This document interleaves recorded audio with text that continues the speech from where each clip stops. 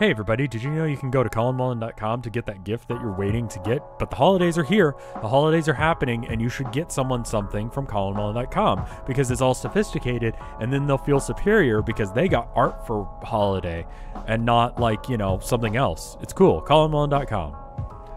So hey everybody, I know it's been a bit since we've done one of those painting videos. Last few have been like other stuff.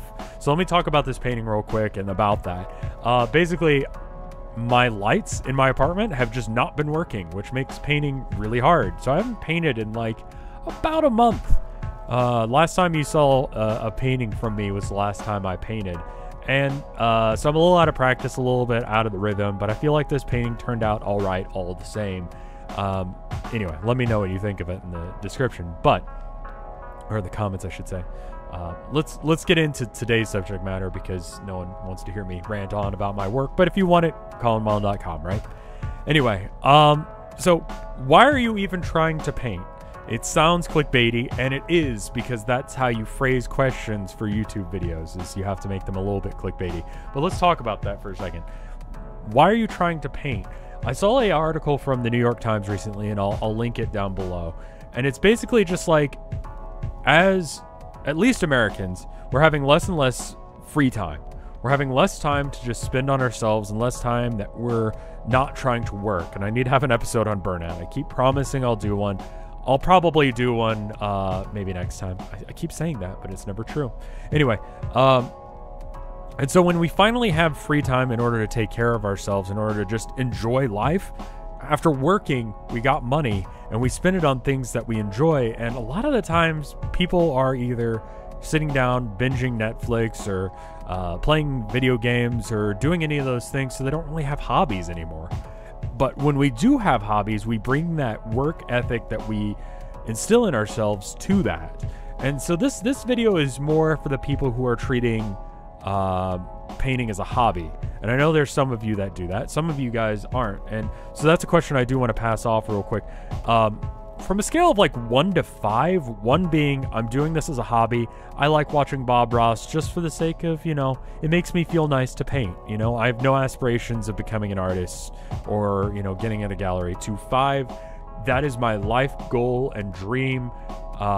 Where are you? You know, 1, I'm not serious about this, it's just a hobby. 5, I'm super serious about this. Let me know down in the comments because I am curious. I want to steer this channel towards one direction or another, depending. But this video is definitely going to be for those people who are doing it more as a hobby. But I think it's something that everyone needs to hear because I assume that you also have hobbies. So maybe painting isn't it for you. But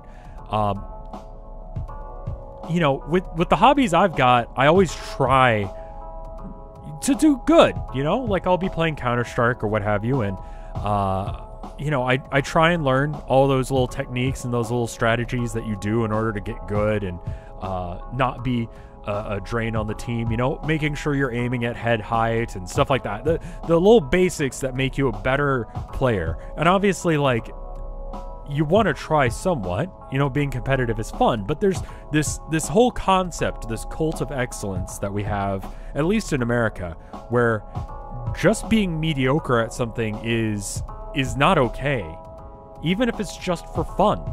We really can't accept that. And obviously, if it's something that you're doing as a job, it's something you're doing as a profession, you know, as me as an artist, I want to get good at art so that way that's what I want to do with my life, you know? And if it's what you want to do with your life, then maybe this doesn't really apply to you and your painting and your drawing or what have you.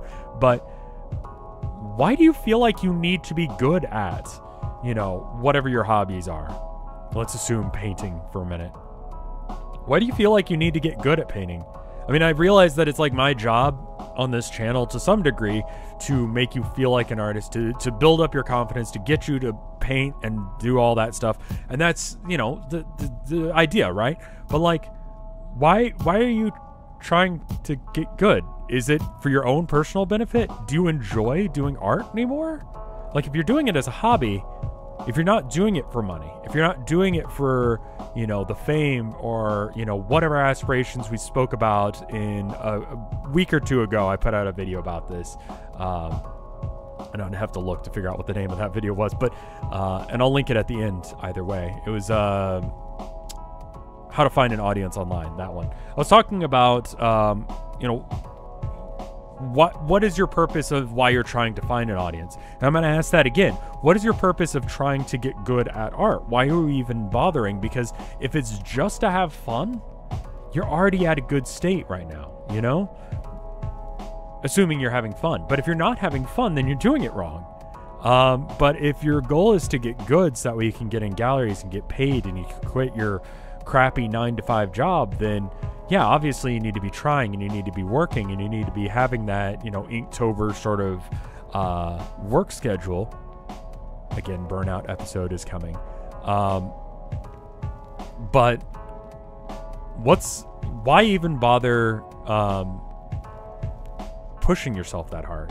And as soon as I read this article and started thinking about it, a lot of things like kind of relaxed for me, and I really started treating myself a little bit better. I don't care that I'm in Silver 1 in CSGO anymore. I don't play enough in order to have the system work in my favor so that way I can get out of it. You know, the longer you don't play, the lower rank you go until you're at the lowest level, which happens to be Silver 1. And then it's basically impossible to get out of there unless if you have a team of people who are competent, which is kind of a random thing with solo queue. But that could apply to any other hobby that I've got. You know, when it comes to video games, you know, that I play just for funsies and I'm not streaming. You know, it doesn't matter if I get every achievement, get every goal, get every little like thing, and it doesn't matter that I didn't, you know, get such and such cutscene, or that I didn't beat the game getting, you know, S rank on Devil May Cry. Like, that doesn't matter if the point is to have fun, and I had that. Now, obviously, in competitive games, like, there's a certain level of, like, you should try because you're bringing down other people who are trying. But at the end of the day, when it comes to hobbies, especially solo ones, maybe that's a better example.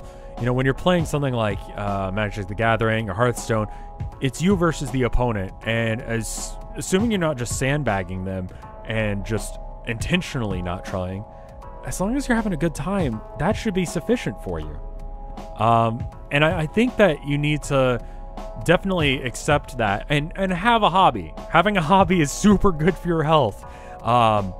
This year has been absolutely insane as far as YouTube goes, as far as stream goes, as far as all of these other metrics, these things that matter to me go. And without a hobby, I don't know how I would have survived it. Without my fiance, I don't know how I would have survived it. Get a hobby, and get a hobby that it doesn't matter if you're good at it, you know? Get a hobby where, like, you know, you make model rockets. Is it expertly painted? Who cares? Who cares? You know, obviously you still want to have nice looking rockets, nice looking stuff, but like, it doesn't matter. Like, I play Warhammer, and I've talked about it on the Artcade streams a little bit, and I realized that the painting of the miniatures is totally different than painting canvases. And I'm just gonna let myself be bad at it and accept that and just have a good time, because that's the point of a hobby, is to enjoy yourself. But again, down in the comments, scale 1 to 5. 1, you don't care. 5, you do. How much do you want to be an artist for a living? Let me go and thank the people that helped me out on Patreon real quick, so that way, you know, they get their dues and all that stuff. Starting with Wapfu. Thank you, Wapfu. Thank you, Tilda. Again, thank you for helping me get through this year. Thank you, Theodore Corbiere. Thank you, Spencer Kane. Thank you, Plex. Thank you, Flenixia Theoran. Thank you, Micah. Thank you, Maliciousness. Thank you, Lost Nevada. Thank you, James at Games. Thank you, Guy-Zozan. Thank you, Ethan Frack. Thank you, Duxu. Thank you, Bubba Fair. Thank you, Andy. And thank you, Amber. I need a better way of doing that end thing where I'm thanking you guys. If you guys have a good way of doing it, aside from just having the names scroll by, let me know. And if you are a patron, one of those people I just named, what is your opinion of your name just scrolling by at the end? We'll figure something out. But in the meantime, thank you guys for helping me out. Thank you for making this channel successful. Thank you guys for watching. And again, let me know in the comments where you sit on that scale from like 1 to 5. So that way I can kind of gear this channel towards the people that are watching it, especially if you're a patron. And let me know if you are. But yeah, thank you guys for watching. I will see you guys next time. Goodbye.